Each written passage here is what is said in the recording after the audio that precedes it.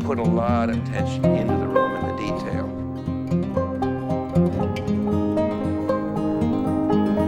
Every night it was cool, there was a fireplace. We'd sit here and have our cocktails before dinner and coffee afterwards, listen to the radio and other. But this was the conversational circle was generally right here in front of the fire.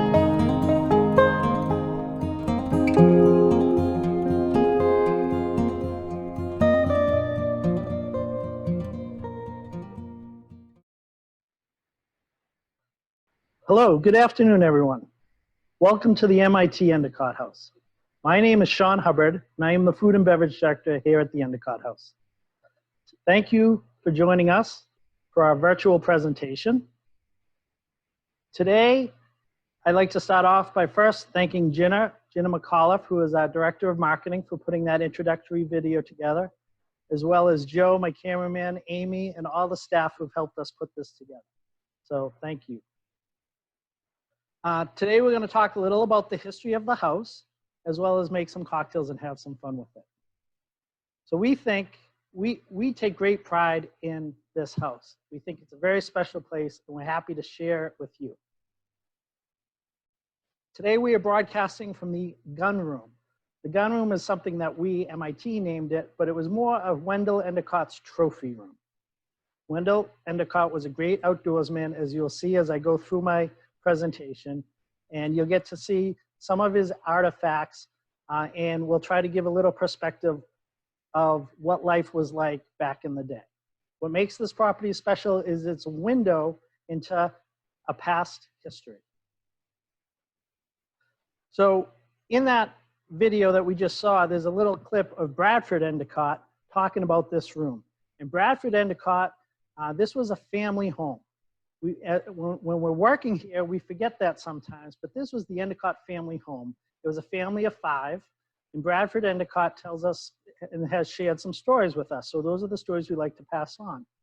The first is, though this is the gun room, this house was built in 1930, right during actually the Great Depression. It was built from 1930 to 1934. And when it was built, it has 50 rooms in 17 bathrooms. This room, the gun room, sits in the middle of the house. And at the time, it was a very comfortable area. It was the parlor. It's a place where the Endicotts would social and throw cocktail parties. And maybe you've been to an event here at the Endicott House. We also use this as a cocktail party room before or after dinner. We're gonna go over here.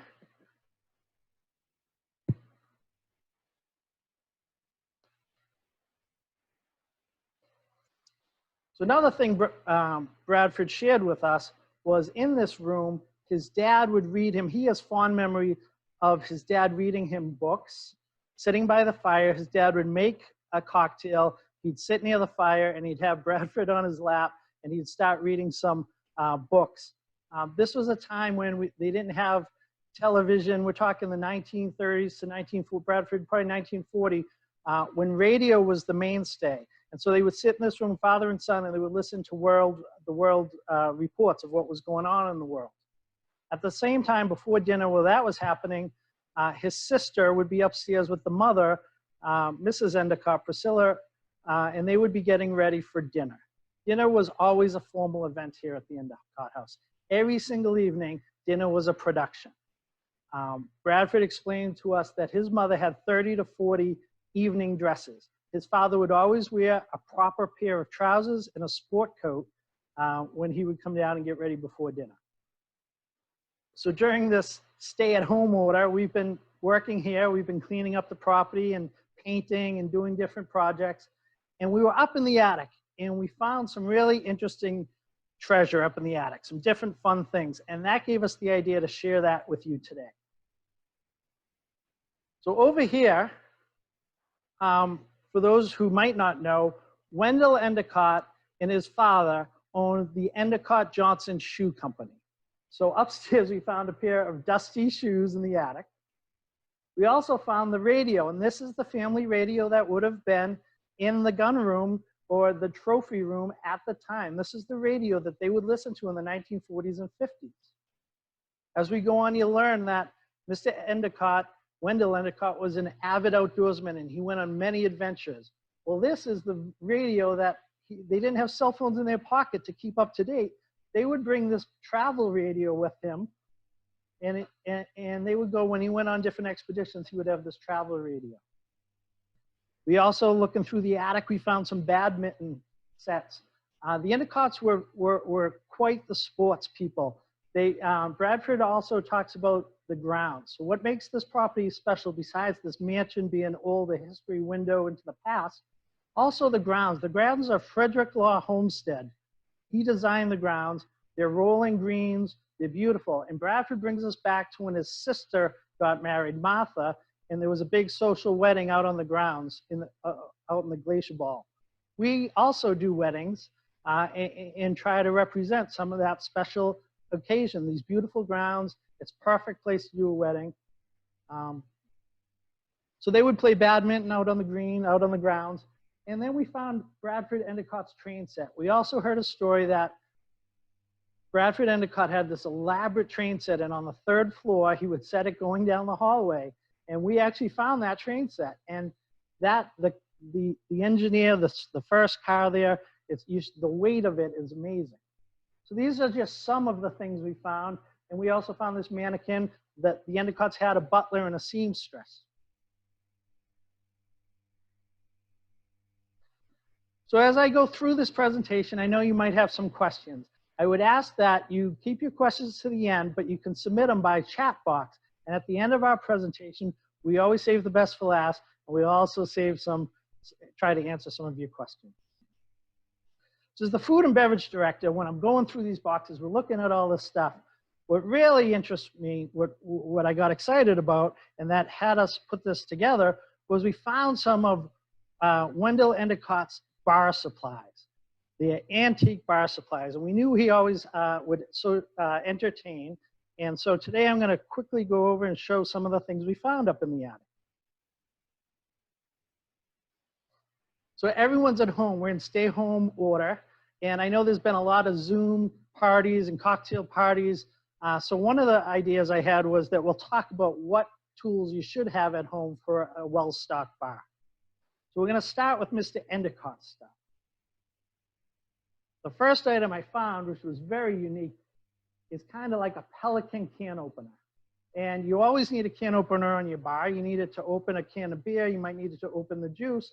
This is a Pelican can opener. It's very unique. It probably dates back to the 1940s.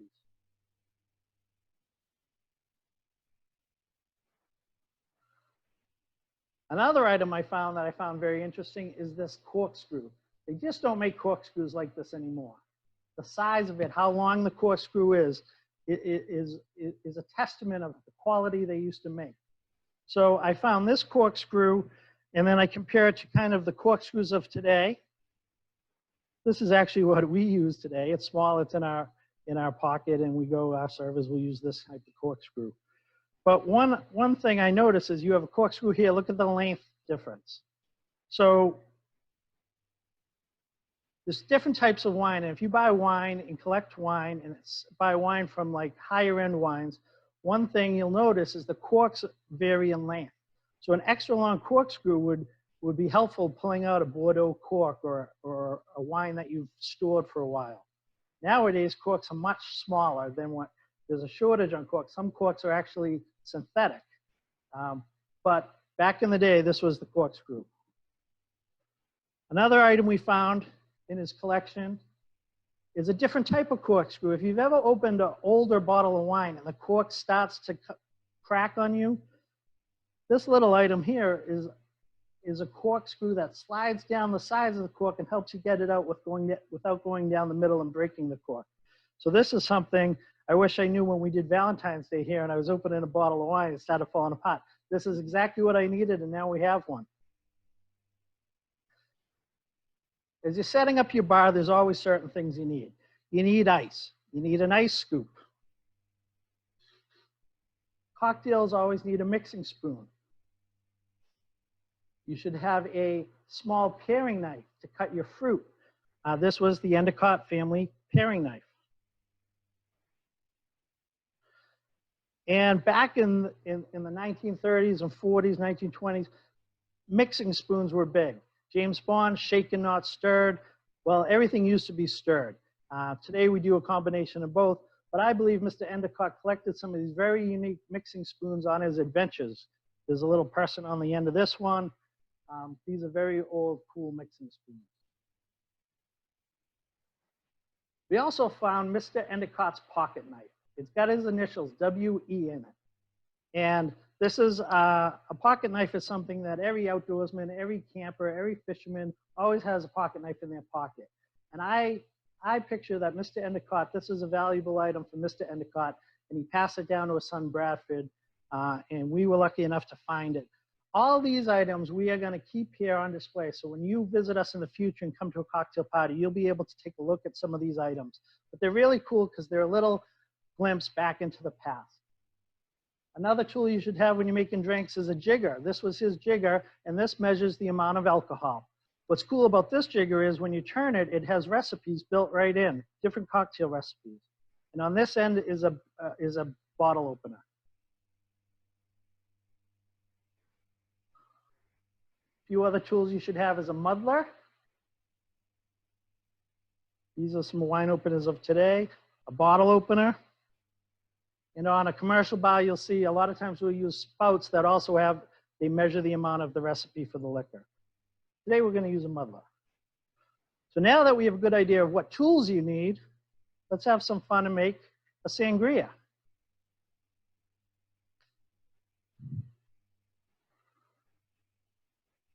So sangria. When I think of sangria, when I think of springtime or summertime, al fresco dining outside, sangria is always a fun drink to have. It's refreshing and it's nice. And so today we're going to make a sangria. You're going to take a picture. Another reason I like sangria is you can make it as a pitcher. So once you make it, it can sit on the table and you don't have to keep making drinks. I'm going to throw some ice.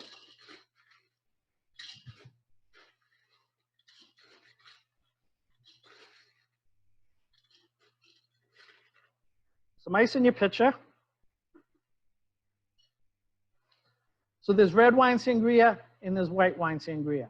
All these recipes we go over today are on our website. Please check out our website if you'd like to learn the recipes. Sometimes my family will call and be like, what's the recipe for that white sangria? So today you'll have it.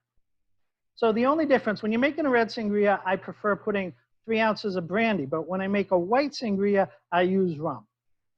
So we will take our jigger. This jigger is a 2-ounce pour on one side and a 1-ounce pour on the other. We're going to do 3 ounces of white rum in a white sangria. 2 ounces, 1 ounce, 3 ounces of rum. Next is Saint Germain. Saint Germain is made with elderflowers. It's very fragrant. It gives it a nice little sweetness. We're going to put 1 ounce of this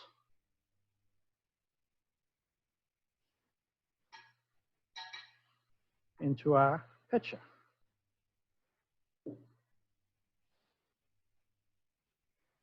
Next is the white wine. I recommend using Pinot Grigio or Sauvignon Blanc, a dry white wine. I would stay away from a Frenchy Chardonnay, an oaky Chardonnay. I would go more to a drier white wine. So you use about a half bottle in your pitcher of white wine.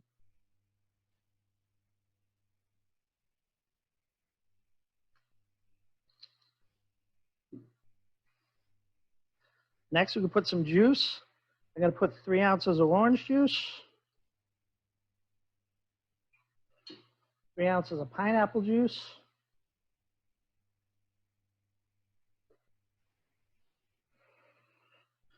I'm going to top it with soda water. I like putting soda water in. Gives it a little effervescence. And if it's too juicy, in sangria, I like to have soda water. You'll notice in some of my cocktails as we move on, I always like to top it off with a little soda water. And then we'll take the paring knife. Now, the fun thing about sangria is your garnishes. So I really like apples and pear in a white sangria or even the red sangria. So we peeled some apples.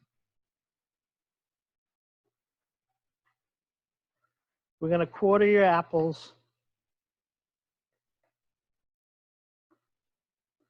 We're just going to cut these into small, thin strips. We're going to throw those into your sangria.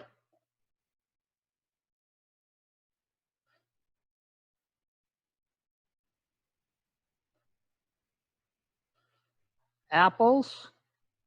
Throw a few oranges. I've already cut some of these, but we're going to put some oranges in there. I already cut pears the same way. I quartered them and cut them in strips. Put a couple pieces of pear. So the pears and the apples really add nice texture. Even in a red wine, they soak in the wine. They add a nice texture.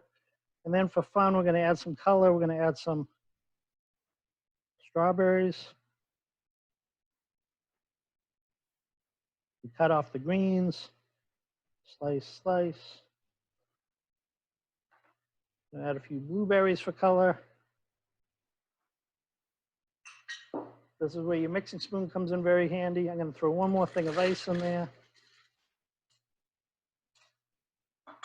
Mixing spoon.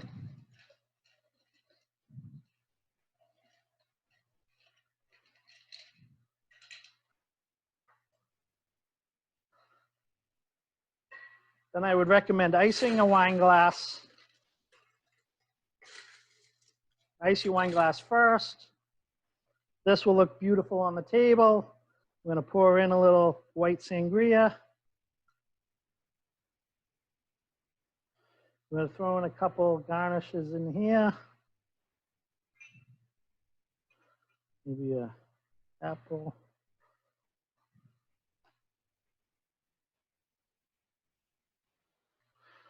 And you put this on the end of the glass.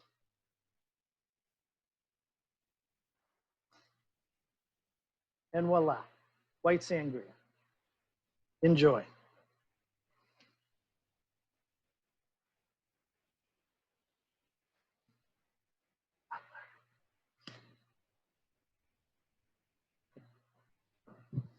Okay, moving right along. I'm going to bring you over here. This is why we call this room the gun room.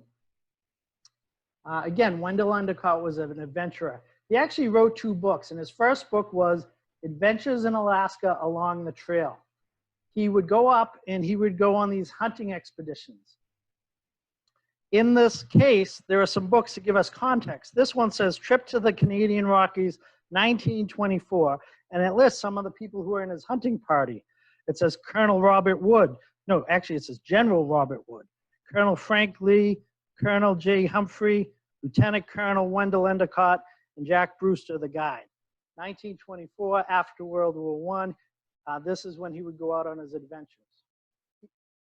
Being an avid sportsman going on these adventures, a little later, Bradford Endicott, his son, talks about how he would go away with his dad, even his sister, everyone would go. They go up into Alaska for 5 to 6 weeks in the total wildness. Wendell Endicott was a contemporary of Teddy Roosevelt. He just loved doing these adventures. He was very, he loved going on these expeditions. Talk about social distancing today. He would like to get away and go out to Alaska.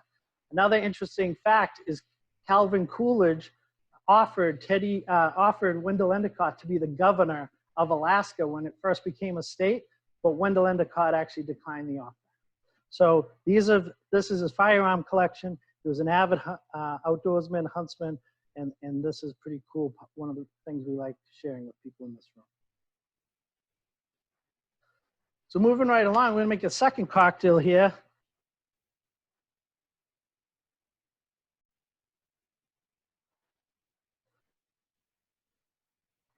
Trouble with these gloves. All right, so this cocktail is another great, as we're heading into this better weather, I think of what cocktails have I learned over the years. And one of my friends, Mike Pavone, showed me this one. This is called the Cucumber Basil Smash. So I take a mixing tin. I always make my drinks in a mixing glass. And we take some fresh basil. I'm gonna take some fresh basil leaves.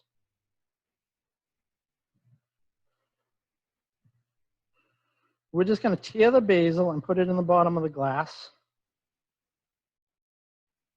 A couple leaves. Now this basil actually comes right from our greenhouse. On the property, there's a greenhouse.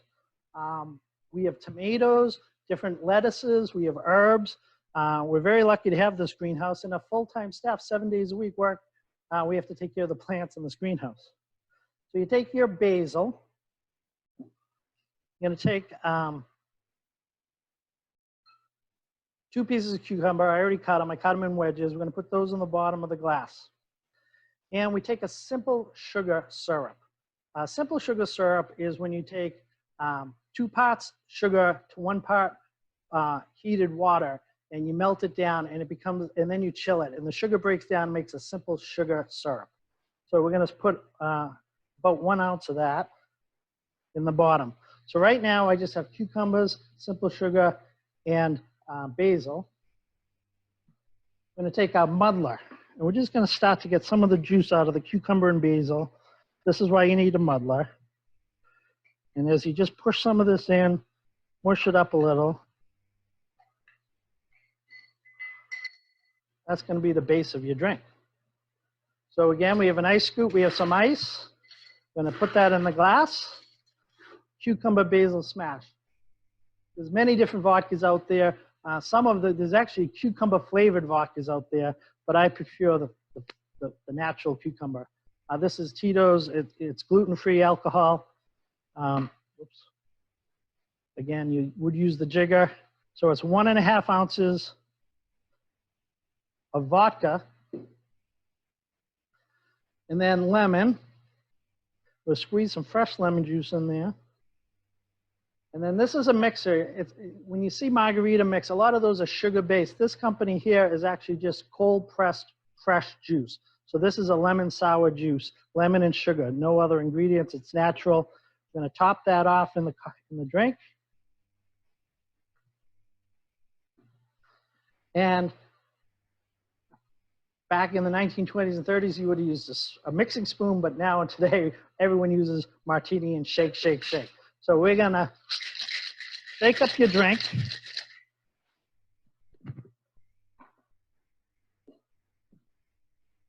We're gonna ice down this glass.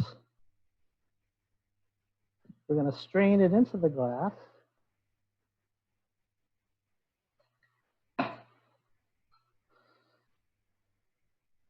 This is where I cut for my garnish a cucumber the long way. I'm gonna stick that in there. And I'll find a nice little sprig of basil here. I'm trying to put that in the end here.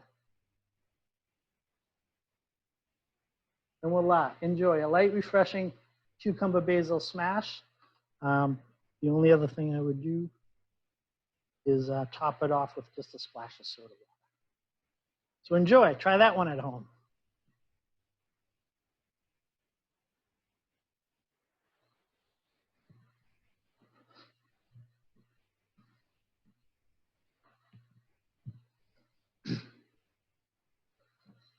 Another interesting case we have here in this room.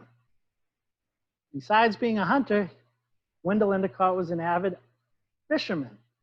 Out of his 2 books, one of his books was Alaska and hunting, he wrote a second book about harpoon and rod fishing in the Florida Keys. And we found many letters thanking Wendell Endicott for giving copies of his book. We actually also Googled his book today, and you can buy his book still on Amazon. It's about $90 for his book. It was very interesting.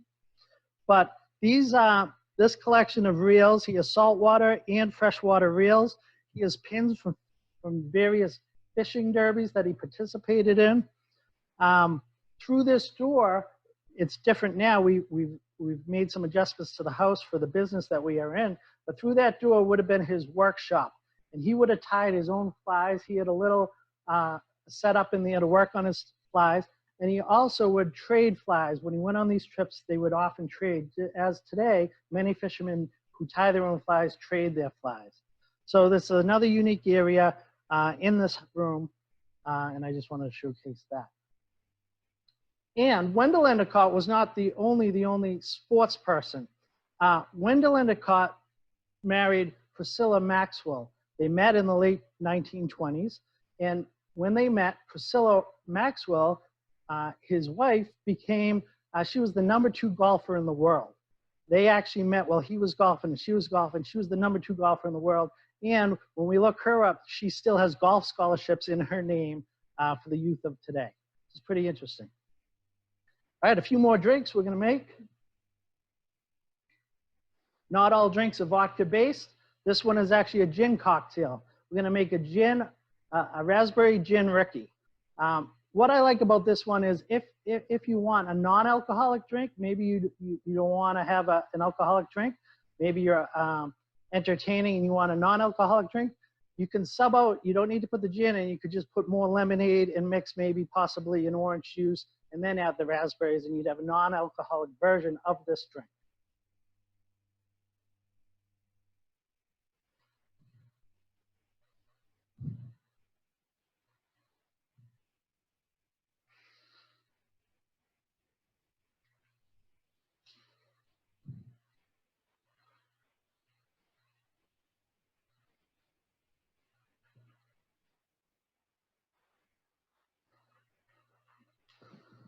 All right, so I always start with a mixing glass. This recipe calls for 4 fresh raspberries. We're going to drop in 4 raspberries. We'll put a little fresh mint in the bottom.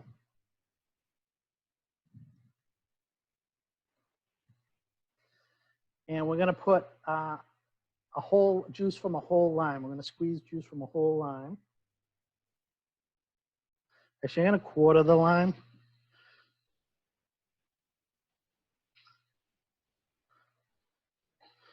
So we're going to put the juice of the lime.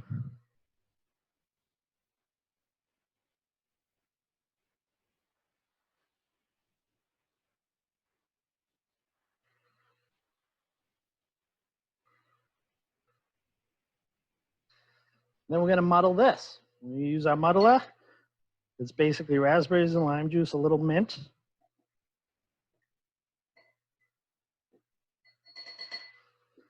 Then we're going to add our ice.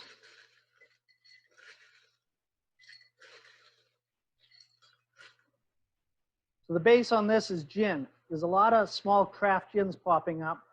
We recently did a dinner with a company from Ireland, Glendalough Whiskey, and they also have a gin. And they would go out and grab the botanicals out around the Wicklow Mountains, and it's instilled to flavor this gin. So we're going to use 1.5 ounces of gin. We're going to use the jigger. There's 1 ounce. Flip it over, and this is the 1/2 ounce.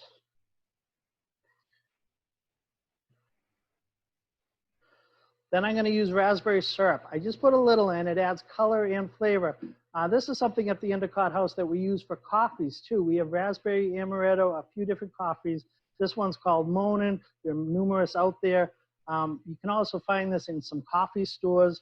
Different home goods stores sell flavorings. So we're going to put just a 1/2 ounce of the raspberry syrup.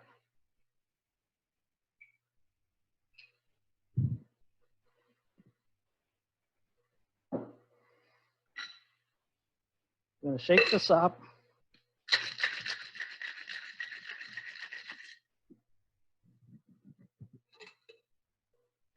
Now for the lime rookie, I like putting it in a Tom Collins, a taller style glass. I'm going to drop that in there. I'm going to use our club soda. I'm going to top it off with club soda.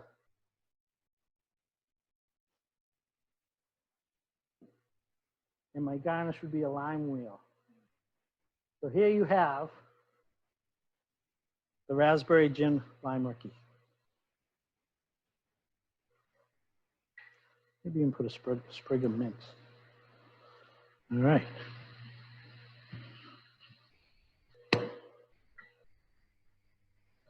Talking about glassware, so Brad Endicott talks about how every night was a formal dinner, that they would sit down, have their drinks down here, be waiting for dinner. Mrs. Endicott would be up with his sister. They would be getting ready. You have to remember that they had a seamstress, a butler. Every night was a night to be dressed up, and dinner was always formal. It was always a big production. Here at the Endicott House, we try to continue to strive to give you formal service. One other thing for formal service comes down to glassware. At the Endicott House now at your home, I'm sure you're not going to have all these glasses, but it's very interesting to talk about when we're talking about alcohol in bars and entertaining, various glassware. This is what we use for a Pilsner beer here at the Endicott House. Everyone probably seen a champagne flute for Prosecco, a mimosa. This would be for port. When you have port after dinner, you could have a port glass. This is a cordial glass. In here you might have Zambuca. You might have more of a Grand Marnier, an after dinner liqueur. This would be a brandy snifter, a little cognac after near the fireplace. As well as my favorite, the Glencairn glass. We also do one of our favorite events here at the Endicott House is the MIT whiskey event. This glass is used for whiskeys, for tasting whiskey. This is a Glencairn glass. So having the right glassware, usually wine glasses, you have a smaller glass for white wine and a larger glass for red wine. All that comes into being more formal and having a production, making it special.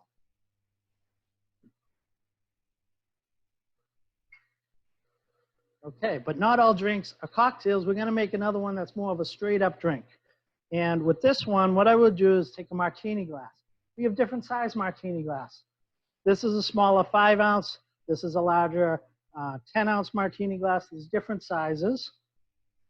I'm going to take that lime and I'm just going to go around the rim of the lime.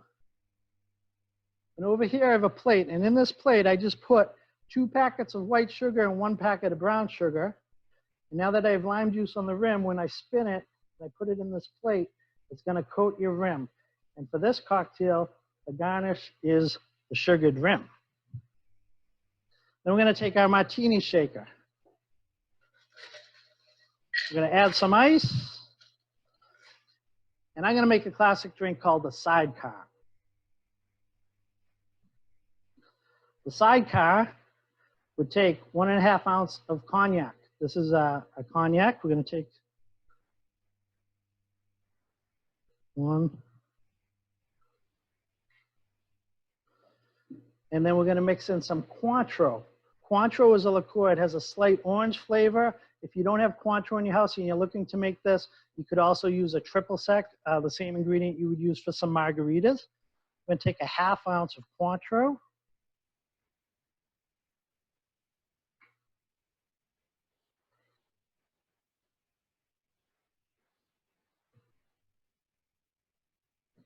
We're going to go back to that same lemon sour. It's fresh lemon. We're going to put in 2 ounces of lemon sour.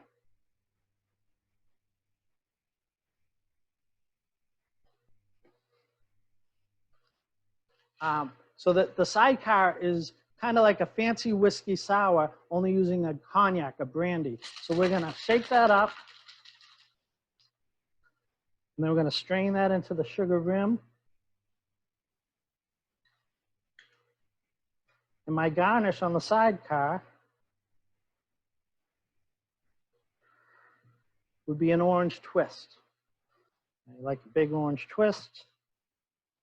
And cheers. Here's the sidecar. Enjoy.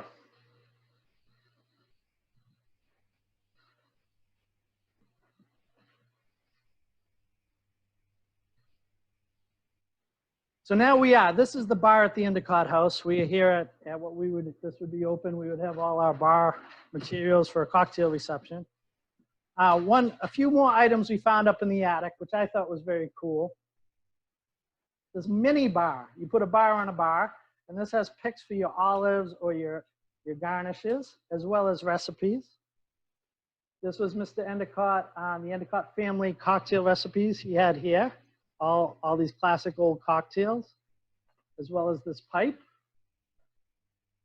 But the most important thing, what really excites us and what we're going to close with today, is in this, with all his bar utensils, we're looking through there, and you can't make this stuff up. We found an envelope that was titled, with his name typed on there, Mr. H. Wendell Endicott.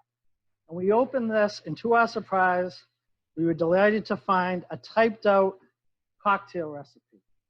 And so you have this that has been sitting up in the attic for quite a while, and we just happened to find it. And this is really what spurred the idea for this virtual presentation.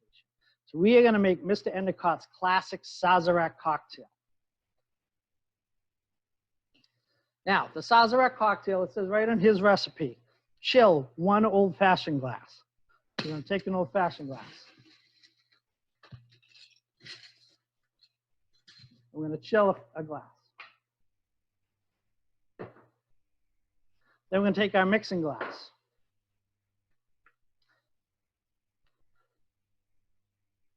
All right. So a Sazerac cocktail. Sazerac cocktail is actually credited as being one of the first American cocktails. And it's really interesting because it all started down in New Orleans.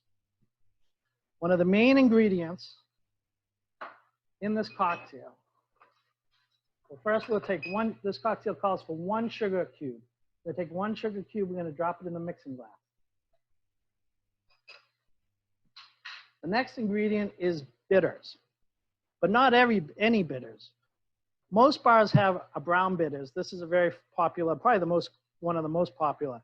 But this recipe calls for very specific bitters, Peychaud bitters. And the story behind this is, in New Orleans in 1830, bars weren't bars. Bars in New Orleans were actually coffee shops. And bitters was more seen as medicinal. It's what ails you. So bitters, people would put bitters in with their brandy and coffee, and that's how this got its start.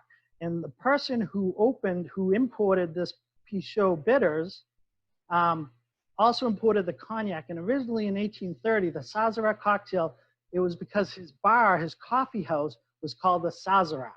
So he was importing the Sazerac bitters, which this recipe calls for 5 dashes, 1, 2, 3, 4, 5, over a sugar cube. But what happened was, back in the 1830s, it was always, he had this, he would sell this, but he was the importer for a cognac. So originally the Sazerac cocktail was made with cognac. But then in the 1870s, France had a problem with something called phylloxera, which actually attacked the vines and wiped out all the grapes. So they were having a shortage on brandy and cognac. So it became the first American cocktail because it was made with rye, American rye whiskey. So today we're going to take a sugar cube and we are going to muddle that. We already have our bitters. I'm going to put one more little thing of bitters. Right. We're then going to take some ice in the glass. And for today, we have a Mitcher's rye. It's a great, highly rated rye whiskey. I'm going to get my jigger.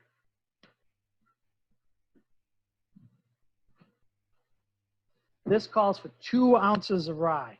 So we're going to go 1 ounce, 2 ounce. Now we have our chilled glass. This is the key to this cocktail.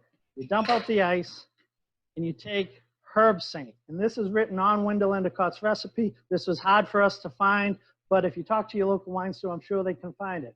Herb Saint What you're going to do is you're just going to put a very little bit in the glass. You're going to roll that.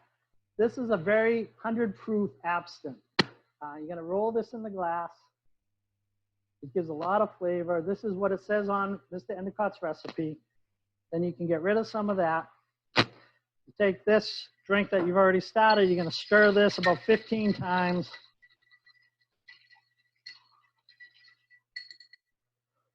You're then going to take your strainer.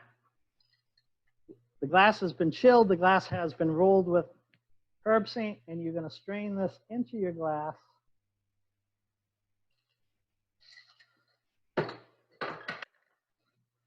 And the garnish on this is a lemon twist.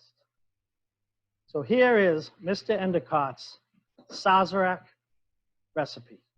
Cheers to you. Cheers to everyone. Thank you for joining us today. We look forward to welcoming you back. We can't wait. If there are any questions, Amy's going to read me off some questions. But again, I hope you gained some knowledge today. I hope you have fun with these cocktails, and we look forward to welcoming you back when we can. All right, Shaun, we do have a couple questions. One is, can you make other flavored Ricky drinks, not just raspberry flavored? So one of the things I hope you grab from this, learn from this, was the garnishes, the ingredients that you use, you are key for the sangria, prepping your garnishes. When you get into the raspberry lime Ricky, another drink I like is a blueberry lemonade. And you can take some blueberries, you can simple sugar, you can muddle that, put in the ice, and if you don't like gin, you can put in vodka and shake it up. And so you can do different variations on that. We like the raspberry lime Ricky because A, we use some fresh mint from the garden, the raspberries, it's just a refreshing drink, but yes, you can use other cocktails. All right, so will some of these attic items be on display at the Endicott House when we're reopened for business? Absolutely. So first is the items we found in the attic, we are going to try to make a display. Things like you should be able to, on your next visit, look through these recipes. And our staff is always happy to make some of these cocktails for you when you visit. All right, just a couple more questions. John asks, what changes can you see coming for drink service after COVID-19? It's an excellent question, and our team has been really thinking we want to hit the ground running when we do get the okay, but safety has to be first. And some of the things we're starting to follow, of course, the state and CDC guidelines, but we're thinking about possibly switching only to one-touch disposable glassware. Some of this glassware for cocktail parties, we might not be using as much of the glassware as we could. So that could be the first thing. A second idea is at the front desk, we have put up some partitions to keep safe. We are looking at that for possibly to have plexiglass protections from the bartender in between the bartender as well as the guest. There's going to be a lot of changes, and so much of it is still coming and unknown. But I can tell you that safety is our first concern, and we are following all the guidelines, and we are really keeping I read a lot of different articles from a lot of different other universities and other things happening, other conference centers, hotels. We keep our finger on the pulse. So we are going to do our best to keep everyone safe. All right, we got one last question. What is the brand of lemon juice you're using, and does it come in line? Yeah, so that brand, I really don't like to promote too much the name of the brands, but most of your higher end grocery stores, such as Whole Foods or Roach Brothers, they're fresh juices. So if you look in the fresh juice aisle, these mixes make a margarita mix, a lemon sour mix, a Baja punch. But what I like about that company, the company is called Ripe. It only uses cold pressed, fresh ingredients, natural ingredients. The sugar quality is only from the fruit itself, no added sugar. It has to be kept, it's refrigerated as well. But those are great mixers.